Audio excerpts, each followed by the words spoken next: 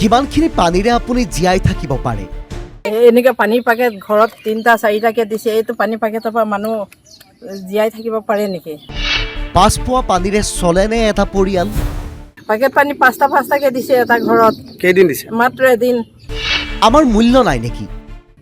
আমিও জানো ইমান মূল্যহীন আছিলোঁ জানো? আমাৰ মূল্য নাই নেকি বাৰু চৰকাৰৰ ওচৰত? নিশ্চয়তো আছে চাগে। মুখ্যমন্ত্ৰীৰ স্থানীয় বিধায়কে কিবা এটা কৰক। মাননীয় বিধায়ক মহোদয়, মাননীয় মুখ্যমন্ত্ৰী মহোদয়ক আমি আহ্বান জনাইছোঁ, আপোনালোকৰ হস্তক্ষেপত এই গাঁওখনক উদ্ধাৰ কৰিবলৈ আপোনালোকে আগবাঢ়ি আহক। জোনাইত বিশুদ্ধ খোৱাপানীৰ অভাৱত হাহাকাৰ বান আক্ৰান্ত ৰাইজৰ। জোনাইত লেকুনৈৰ বান কমিল যদিও শেষ নহ'ল লেকুনৈপৰীয়া আদিলেকু জাৰপুন গাঁৱৰ ৰাইজৰ দুখ দুৰ্দশা। ইতিমধ্যে বানে গাঁওখনৰ ঘৰবাৰী কৃষিভূমি আদি বিনষ্ট কৰি গাঁওখনৰ ৰাইজক দিশহাৰা কৰি গ'ল। গাঁওখনৰ সকলো কুঁৱাত বানৰ পানী সোমাই এতিয়া পানীবোৰ ঘোলা আৰু পোক পৰুৱাৰে ভৰপূৰ, যাৰ ফলত বানাক্ৰান্ত ৰাইজৰ মাজত এতিয়া বিশুদ্ধ এটকা খোৱাপানীৰ বাবে হাহাকাৰ অৱস্থা। খোৱাপানীটো দূৰৰে কথা, ভাত বনোৱা আন আন কামৰ বাবেও প্ৰয়োজনীয় পানীৰ অভাৱ। এটবি বিশুদ্ধ পানীৰ অভাৱৰ লগতে বিভিন্ন সমস্যাই বেৰি ধৰিছে গাঁৱৰ ৰাইজক। বিভাগীয় কৰ্তৃপক্ষক সমস্যাবোৰৰ বিষয়ে অৱগত কৰাৰ পিছতো কোনো ধৰণৰ ব্যৱস্থা নোলোৱাৰ অভিযোগ উত্থাপন হৈছে। আমি মূল্যহীন নেকি বুলি প্ৰশ্ন কৰিছে গয়াই। আমাৰ ইয়াত ইমান পানী বিধ্বস্ত হৈছে। এতিয়া এই পানীয়ে আমাৰ গোটেই জাৰবুন দলঙক আমাৰ পানীত হাঁহ নচৰা কৰি দিছে। দেখিছে এইবিলাক ইমান এতিয়াও মানুহ পানীৰ মাজতে আছে। এনেকৈ পানীৰ পেকেট ঘৰত 3টা 4টাকৈ দিছে। এইটো পানী পেকেটৰ পৰা মানুহ জীয়াই থাকিব পাৰে নেকি? আমাক পেকেট পানী আমাক নোজোৰে। মানুহবিলাক খাইছে নাখাইছে কোনো চৰকাৰে আমাক কা খবৰ লোৱা নাই। আমাৰ মূল্য নাই নেকি বাৰু চৰকাৰৰ ওচৰত? আমি নহ'লে জানো চৰকাৰ হ'ব? বানাক্ৰান্ত ৰাজ্য সাহায্যৰ নামত স্থানীয় প্ৰশাসনে নামমাত্ৰ এপেকেট পানীৰ টোপোলা দিয়েই সামৰিছে দায়িত্ব। সেইখিনি পানীৰে সম্ভৱনে এটা পৰিয়াল চলাটো, তাকো এই দুৰ্দশাৰ সময়ত?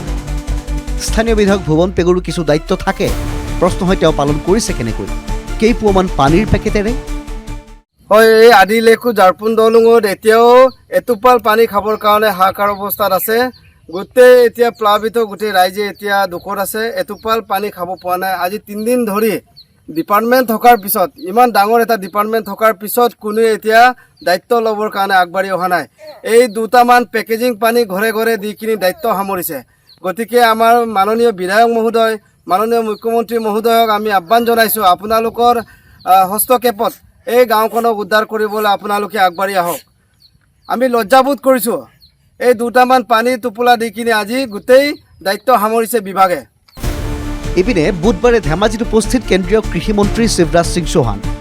দীঘাৰিনৈৰ বলিয়াবানে তছতছ কৰা চিমেণ্ট চাপৰিৰ বিধ্বস্ত অৰুণ চাপৰিৰ বানাক্ৰান্তৰ মাজত কেন্দ্ৰীয় মন্ত্ৰীদ্বয়ে খোজকাঢ়ি পৰিভ্ৰমণ কৰিলে বান বিধ্বস্ত অঞ্চল।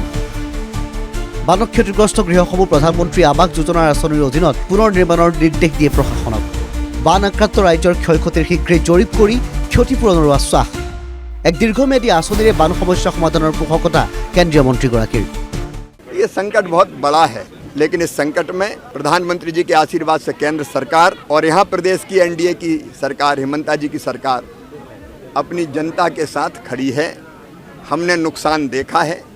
प्रारंभिक रूप से तो रोज़मर्रा की ज़िंदगी कैसे ठीक चले उसके लिए प्रशासन काम कर रहा है, लेकिन कुछ चीज़ें ऐसी है कि जो जैसे अब यहाँ फैला हुआ कचरा और सिल्ट उसको हटा के बुआई करना है, तो हम उस दिशा में भी काम करेंगे। घर जिनके टूट गए उनको घर फिर से बन जाए, वो एक ज़रूरत है। सामान बह गया तो सामान का इंतज़ाम फिर से कैसे हो इसका विचार करना है। तो क्षति का जैसे जैसे आकलन सर्वे करके पूरा होगा, वैसे राज्य सरकार और केंद्र सरकार आकलन करके इस जो नुकसान हुआ है उसको पूरा करने का काम करेगी। ইয়াৰ মাজতেই শিবিৰৰ পৰা ঘৰ মোৱা হৈছে বানাক্ৰান্ত ৰাইজ। চকুত চকুলো আৰু পলসেৰে পুতি পেলোৱা ঘৰসমূহ চাফ চিকুণ কৰাত ব্যস্ত হৈছে ৰাইজ। কেনেকৈ থাকিব, কেনেকৈ ঘৰখন পুনৰ বান্ধিব তাকো লৈ হৈছে চিন্তিত। বিভাগীয় বিষয়া কিংবা মন্ত্ৰী মোদাগৰসকল আহি বান পৰিস্থিতি পৰিদৰ্শন কৰিছে সঁচা, কিন্তু বানাক্ৰান্ত ৰাইজক শীঘ্ৰেই লাগে সমাধান। কাৰণ বানৰ পিছত পৰিস্থিতি যেন প্ৰতি বছৰে এই ঠাইসমূহত হৈ পৰে অতি দুখ লগা। বিশেষকৈ খোৱাপানীৰ সমস্যা, বানৰ পিছত অহা ৰোগে ভাৰাক্ৰান্ত কৰে এইসকল লোকক। সৰ্বপ্ৰথমে এইসকল লোকক যোগান ধৰিবলগীয়া দ্ৰব্যবিধেই হৈছে বিশুদ্ধ খোৱাপানী। কেইটামান সৰু সৰু পানীৰ পেকেটেৰে জীৱন নিৰ্বাহ একেবাৰেই কৰিব নোৱাৰি। জোনাইৰ পৰা সত্য হাজৰিকা আৰু বান বিধ্বস্ত অৰুণ চাপৰিৰ পৰা লভিৰাম বড়িৰ সহযোগত ভিডিঅ' জাৰ্নেলিষ্ট ৰকেট দেউৰীৰ সৈতে হৰেন্দ্ৰ নাথ শৰ্মাৰ গ্ৰাউণ্ড জিৰ' ৰিপৰ্ট NKTV+।